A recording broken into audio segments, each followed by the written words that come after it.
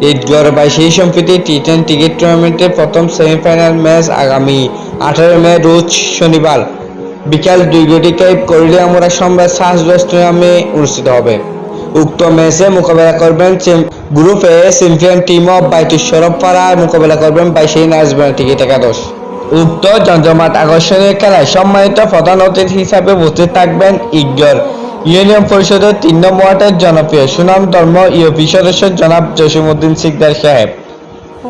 সম্মানিত অতিথি হিসাবে উপস্থিত থাকবেন জনাব ইয়াহিয়া চৌধুরী সিনিয়র সভাপতি বাংলাদেশ আওয়ামী লীগ গর্জনিয়া ইউনিয়ন শাখা। আরও উপস্থিত থাকবেন Saiful Islam Rana manager Sonali life insurance company limited Eidgaon শাখা। আরও উপস্থিত থাকবেন কামরুল হাসান সোহেল বিশিষ্ট ক্রীড়াবিদ সদস্য কক্সবাজার রেফারি অ্যাসোসিয়েশন। আরও সম্মানিত অতিথি হিসাবে উপস্থিত থেকে খেলা উপভোগ করবেন জাহাঙ্গীর আলম ও জয়নাল আবেদিন জনি।